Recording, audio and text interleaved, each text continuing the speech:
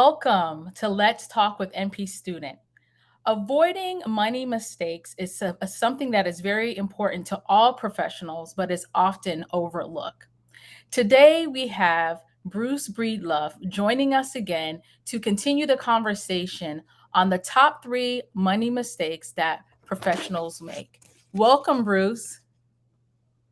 So good to be back, your listeners, Patrice. And it's great to have you. So let's just move on to what we were already talking about while we were planning this conversation. We were mentioning how many of us think we're pretty savvy with how we go about handling money. And I shared a couple of my personal experience with my children and how to navigate my finances. Can you just expand a little bit on how individuals go about making mistakes, or pardon me, the most common mistake that people overlook? Sure. So let me set the stage. As we both well know, your listeners are either about to go into NP school, or they're in NP school and they're looking forward to enjoying that next professional step they're going to take. And along with that comes a raise in salary, right? So that's one of the reasons why a lot of people do go back to school. So I want this message to come through those eyes, so to speak. So, but this is a broader message for anyone who has over their career made more and more money, as most do, as your career progresses.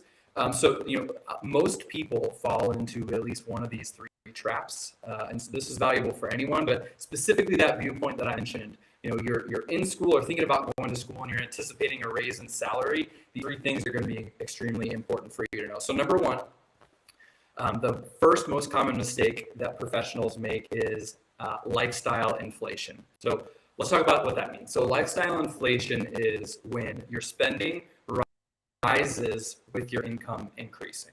So and by the way, that's the smoke, so to speak. The fire, the thing that causes this is that people don't really have a great know-how or relationship managing money. Okay, so and especially those of you who are in school or just thinking about going to school or just out of school, you delayed pleasure in going back and getting an advanced degree or a degree in general. And you've delayed pleasure, you've gone to school, you've been grinding, and you get out and you make this higher salary.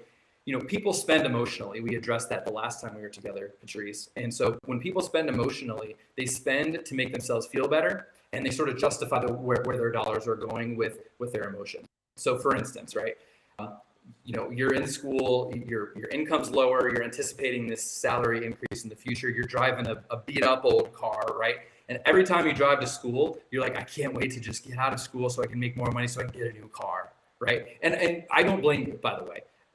But that's an example of how this delayed pleasure creates this relationship with money once you have more of it that causes this increase in salary to rise, or your spending to rise with this increase in salary. So that's number one. And so to avoid this, actually, I'm going to go over the fix at the end because there's one fix for all three of these things. So spoiler alert there. But yeah, avoiding lifestyle inflation is so important because you'll find yourself in the same money problems that you had before you even had an increase in salary, right? Someone that makes $100,000 a year and spends $100,000 a year saves the same amount of money as someone that makes $30,000 a year and spends $30,000 a year. Just a perspective.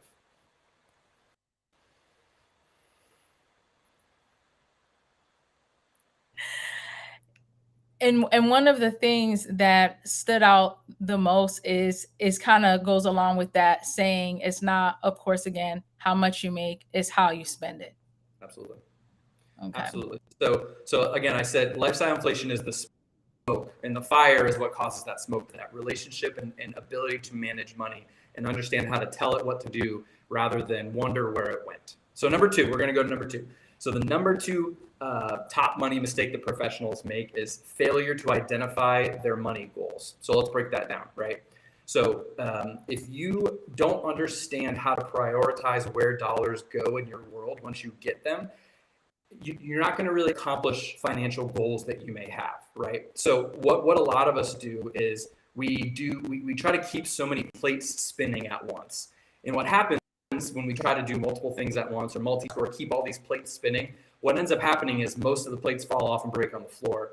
And when we multitask, we end up really not getting anything done, although we feel exhausted on the back end, right? So if this is you and you're feeling exhausted with money, we can help. Just listen to this. Now, so to identify money goals, you have to understand where the most important place for your dollars to go is. So we have a system that we call the baby steps, which is right from Dave Ramsey's teaching. And we teach baby steps 1 through 3. So baby step 1 is $1,000 emergency fund. If you don't have an emergency fund and you blow a tire on the street, guess what? You're sliding your credit card.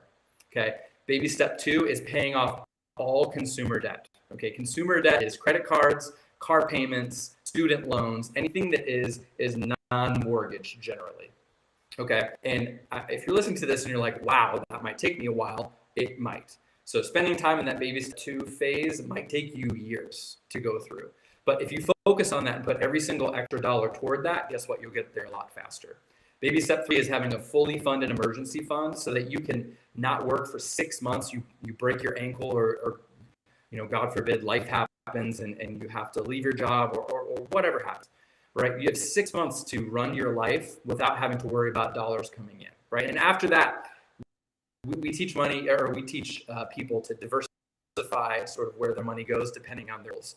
Okay, so if you have failure to identify these money goals, you're dealing with debt and you have a car payment and all these things and trying to accomplish all of them at once. So what you're going to find is you're not really going to accomplish any of them very fast, and you're going to get burnt out with managing money.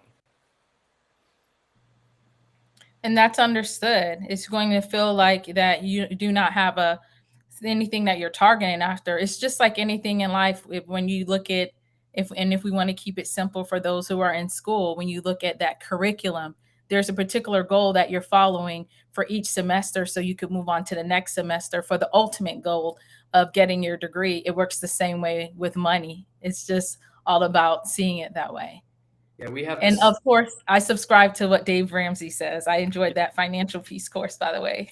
Yeah, so Dave Ramsey was the beginning of my financial know-how, so to speak, and baby steps 1 through 3 are gold. Everyone should do baby steps 1 through 3. Now, where I start with Ramsey is beyond baby step 3. If I'm someone who wants to stop working in 20 years, putting 15% my Roth IRA ain't gonna cut it, right? So really, that's where at Align Money Mastery, we teach baby steps 1 through 3. We take people through this, and we say that you need to focus on one money goal at a time, right? So every extra dollar that you have goes towards the money goal, and in that progression, baby step 1 through 3. So we share that, Patrice, with liking Dave Ramsey, and there's a reason why he's been around since the 80s, right? He has very sound advice, but that's him and I differ just beyond that baby step 3. And that's okay, because it's all about learning what works for you. And that's what I like about your system, is that it's all about identifying the area, your weakest link is what I call it. You may have a different term, and then figuring out how to get out of that situation and how to move forward. So I like that. So thank you for sharing that. Yeah. So what is, oh, go ahead. What's I was going to say, what is the next mistake, but you had something you wanted to share, and I think it's important. Yeah, I'll because this, and we'll jump on the third one right after. So people come to us when they're in crisis mode. To us when, they look at their money and they can't breathe. They can't sleep at night. They struggle to understand how they can get out of the situation that they're in. I would love to meet you and start helping you before you get to that point, right, with our system. But what ends up happening is people don't really reach out and ask for help until they pick their head up and they're like, I have no idea what to do. So people's lack of clarity, going back to the second point around their money goals, and just being overwhelmed by their situation, right? This is a very pertinent topic, especially for your viewers, because guess what? In 13 days, student loan payments are starting again, right? So like $1.7 trillion of student loans are due to be repaid. And if you're sitting right now in a precarious financial situation and you're about to get smacked with the student loan payment on October 1st, you're either even going to be further in the weeds when it comes to managing money and having a positive balance in your checking account at the end of the month. So, I don't mean to be fear mongering. I don't mean to be doom and gloom, but this is extremely pertinent because, as we've said before, 70+% of American households can't put their hand on $1,000 for an emergency. That same 70% lives paycheck to paycheck. So there is a need to gain clarity around how to manage money. And so that's why point number 2 is so important. Understood. And I see what you're saying about you're not trying to solicit any type of fear. You just want individuals to understand the gravity of the situation, Yeah, that when you have another expense that is coming up, are you prepared for it, and will you be able to handle it, like to be able to sustain it? absolutely. All right, so number three, enough waiting. So number three is, again, I'm gonna call out the person who we're talking to. You're a young professional. You're either preparing to go to school, you're in school and about to graduate, or you just have graduated. Congratulations, by the way. And this advice that I'm about to give you might sound crazy. However, the third and I wouldn't say most important because these are all important, but they logically build off of one another. But the third point is one of the third top money mistake that people make is they don't have an exit plan from the workforce. Okay, you just got a job, or you're just about to get this job that you've been working so hard for. But guess what? I want you to leave that job. Okay, might sound crazy, but people who can't clarify and manage their money and invest and create passive income to end up not working one day will end up working forever. Okay, so I know that you have worked so hard to get to where you are, to get this awesome job, and congratulations, and you should absolutely revel in that. However, what I want you to is I want you to get out of the workforce as soon as possible. And what that looks like is you need to take that money making, right? You need to avoid lifestyle inflation. You need to do money goals and start putting dollars where it's most important. And you need to develop an exit plan. And what that looks like is you take those active dollars that you're making at your job, you buy things that create passive income, okay, that replicate your job income. And then once that's done, once you've replicated job income with passive income, guess what? You're done working. Okay, that's your exit plan. So your exit plan is I have to invest this amount of money a month in order to stop working this time. Okay, and by the way, this is a simple math equation that we can walk you through. And I know this sounds like a lot. This sounds like a giant elephant I'm going to eat right now, but just focus on one bite with me. Okay. So having an exit plan of the workforce allows you to be able to enjoy the time and have clarity during the time in the workforce. You can work hard and you can know that, hey, I have a solid plan so that one day I can spend my time exactly the way I want to, not how my job dictates I need to spend this time. Because what we all share, most people that are listening here, myself, Patrice, is that we are all stealing our time for money in our job. Okay, and unless you plan on working until the end of your life, my suggestion would be get an exit plan.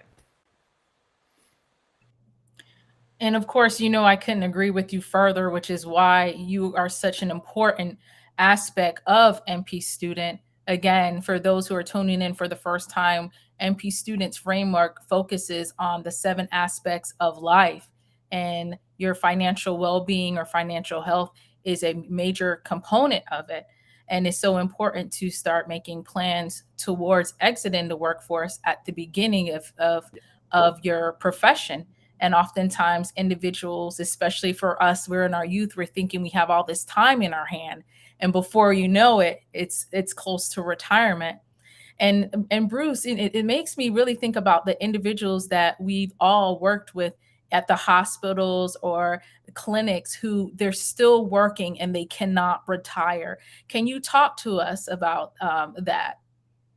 That is one of the main reasons that I'm out here and we are out here doing what we're doing, because I've worked with nurses who, and by the way, for listeners who are just now tuning in for the first time and just now meeting me, nice to meet you. I've been a registered nurse since 2011. So if you're a nurse and you're listening to this, an NP, a PA, whatever, I've worked alongside you. So I understand the point of view. So you're exactly right. I spent my career working with, and I'm no longer bedside, I'm in pharmaceutical sales now. So I escaped the hospital rat race. But I've worked with nurses who are nurses 10, 20, 30 years, and they've worked hard for patients. They've saved countless lives. They've missed time with their family on Christmas and New Year's and Thanksgiving because they have to do their shifts and their weekends, right? So those people that I worked side by side with, making the same amount of money that I made, right? I was quickly transitioning from $600 when I was 17 years old, for those of you who don't know my story, to almost $2 million net worth now. By the way, making the same amount that bedside nurses make for the majority of that time period. Okay, and actually less, because when I first started my first job, I was only making $25 an hour as a nurse, which is a crime. But to get back to nursing is tough on your body. Being in a hospital is tough on your body, not to mention your mind.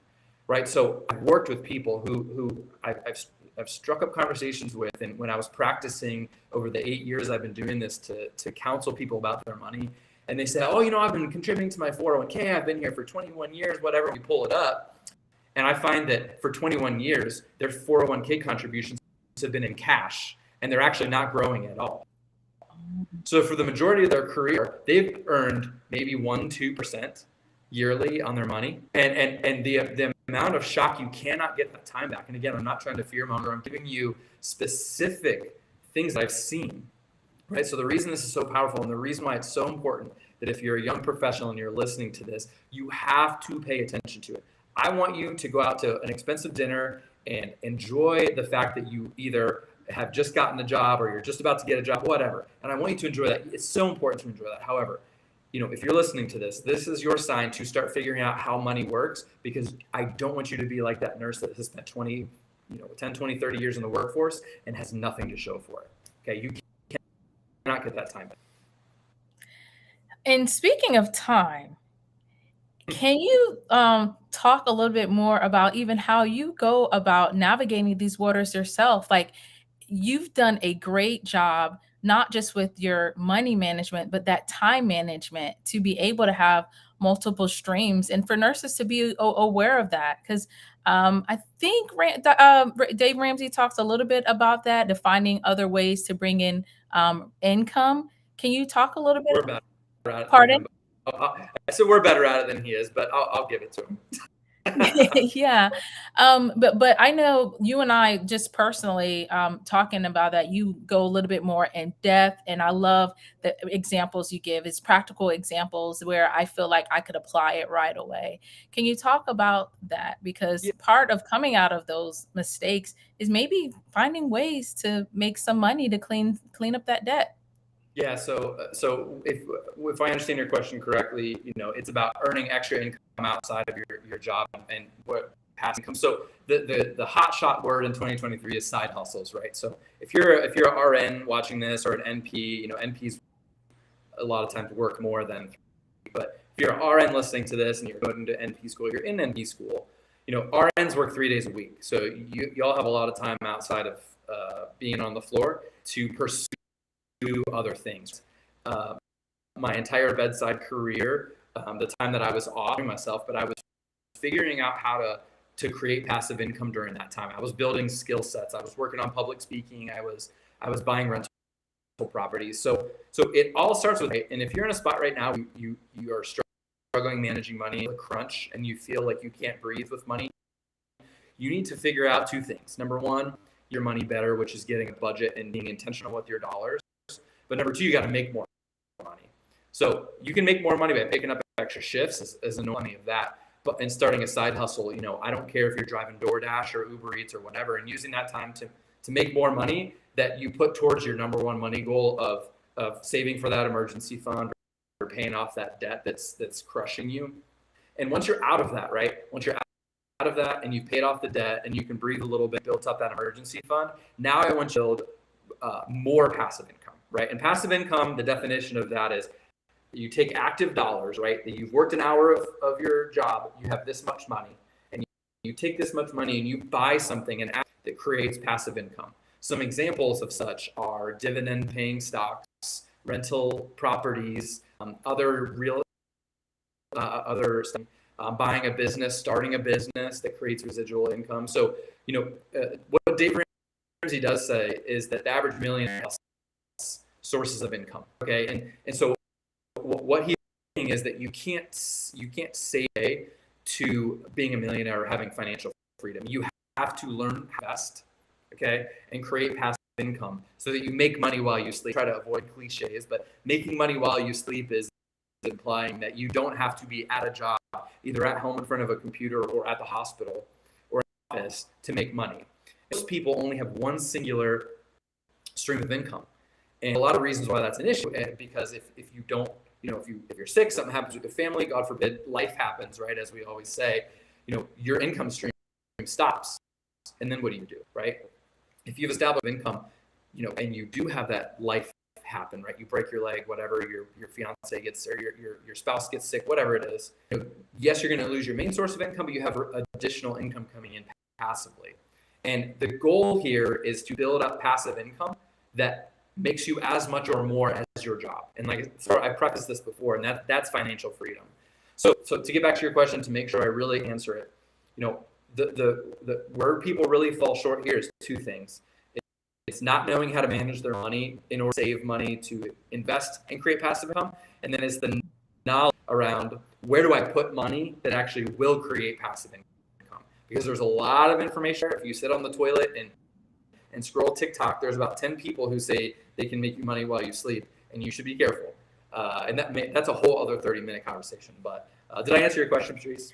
You answered it very well, and you gave us some additional insights. One of the things that I've learned over the past few years with building the MP Student Enterprise is the importance of building a system, Yep. not just a business. If you build a system, then it's something that could be automated and again make you, of course, your money in your sleep. But oftentimes people they go to try to do businesses, and what happens is with many of those side hustles or businesses, your hands have to be on them, and you only have two hands. And Mhm. before you know it, you could work your way towards burning yourself out in your path or your journey towards coming out of financial debt or your path to financial freedom. And I know you that resonates with you because you're nodding your head. So I'm gonna let you give a little take on that as well, if you have anything. Yeah, so you're talking about like a business model or systems that create automation. We Mhm. use a tool called mint.com, and I've used it since 2009. And if you're listening to this and you're hearing Patrice talk, you're like, well, I don't have a business. I just work a job and I make money, which is the majority of people, by the way, and that's fine. Yep, that's And fine. that's your starting point, right? Um, your business model or your system should be a budget. Okay, you need to run your family like a business, right? Income coming in is revenue, income going out is expenses, what you save is retained earnings. By the way, Fortune 500 companies that have billions and billions of dollars of revenue have a budget. Okay, let me say that again. P500 companies that have billions of dollars of revenue have a budget. So why do Yes. you not budget? It's not a thing of like, oh, I make enough money, I'm good. You have to have a system, right? You're no more special than Coca-Cola, who definitely has a budget. Okay, so you need to learn how to manage those tools, that revenue that comes in, your income. Okay, and systematize it, right? Systematize is something that's replicatable and scalable over time. That's a system. Okay, so if you don't understand how to manage money, that is where you need to start, because what you're going to find is you may outwork your lack of system on the short end. And what that looks like for someone who's has a job, like I'm picking up shifts, I have a side hustle, I'm driving Uber Eats, you might be able to outwork the lack of system for now, but long term, I guarantee you will not be able to. It will break down. Okay, and that's when people find us at that breakdown piece, that crisis mode that I was telling you about before, where they're like, well, I've never budgeted and I've always been fine. I just know how much money I need to have in my checking account. That's not budgeting. Okay, you're not being intentional with your money. You're sort of you're doing a sort of budget. You're doing a sort of system. And especially if you're committed, you have a significant other, that definitely doesn't work, because you need to learn how to communicate about money. It's the same way month to month over time, right? So this is a big concept. But if you're someone who doesn't have a business and you are just a sole proprietor, or you work a job, make money, you still need a system, and that system is having a budget and learning how to manage every dollar with intention. And that is a good place for us to stop, because when it comes to the top three money mistakes professionals make, it's the way you fix those mistakes is being more intentional about how you manage your money. And so, as we get ready to close, I wanted you to talk a little bit about the resources that you have. I have on the screen for them to visit Align Money Mastery today. Can you tell them what they'll find when they scan this code? Absolutely. So, we started Align Money Mastery to help people build wealth and live life on their own terms, right?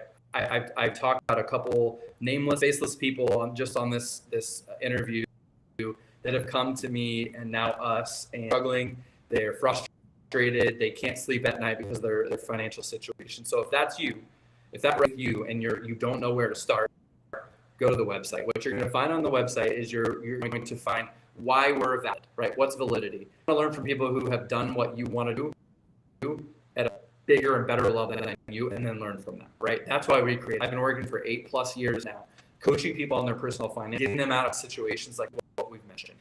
You're also listening to this and you're not in a crunch and you're not feeling stressed about money, but you don't know how to invest to the next level. Again, I went from having $600 when I was having now a net worth of about 1.8 million, making less than 6 figures a year for just about the entire time. Okay, so I'm not special.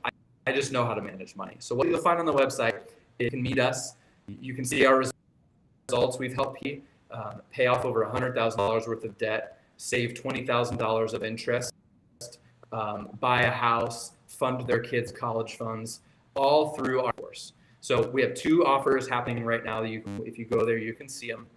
Number one is you can get a free 30-minute financial audit with us. And what that is basically we meet one-on-one, completely private, and you bring your financial situation to us, and we give you clarity on where you are right now. Steps would be, by the way, it's free. Okay. We would love for you to join our class, but we want to help people on the front end and give you some value on the front end. And then we're getting our Investing 101 class away for free. So go to alignmoneymastery.com, scroll down, and you can take our Investing 101 class absolutely free. Just go to our store, add it to your cart, check out, $0. And what you're going to get is how to take active income and make it into passive income, why we invest, how we invest, and all that for free. And then if you do both of those things and you're thinking, well, I need help beyond this, or I just need to join the class, for you to join our class. It's a 3-month money mastery course. It'll change your life and your relationship with day 1 to day 90. And again, we have the results that I discussed before, but we are really, again, our mission is build wealth and live life on their own terms. I believe that's a universal thing that we all need and want. Outside of what you do, what you choose to do with your money, what job you have, it's a universe we share, and we're helping people do that. And I couldn't agree with you more. That is something we all desire. I desire it. You're in a place where you have achieved it, and now you're helping other individuals. And that is just phenomenal. So, of course, we want you back again, Bruce, because there's Anytime. always more to the conversation when it comes to money management. I hope all those who are tuning in have found this information very resourceful. If you haven't, definitely come and view it again, because you will find something that can help you. But also go ahead and share it for those you feel like that can benefit from this information. You can find us at NP Student on LinkedIn, at NP Student Mag on Facebook, as well as Instagram. And Bruce, where can they find you? So the best place to follow me would be, I want everyone to go to the website. But if not, follow me on Instagram and Facebook. My Instagram is The Real Bruce Lee, The Real Bruce Taken. We talked about that last time. Facebook, Instagram, and LinkedIn are the 3 best places to follow me personally. What I do on a daily basis is just bring up current events, both economically, financially, and discuss how it affects the individual person, right? So we hear headlines all the time about these big things that are happening. I help break it down to figure out what you actually need to do based on that information. So follow me on Instagram, Facebook, and LinkedIn. And thank you again all for tuning in. We look forward to seeing you next time. Again, I am Dr. Patrice here at Let's Talk with NP Student, where we're keeping you updated and inspired with every aspect in and out of school. Have a great week.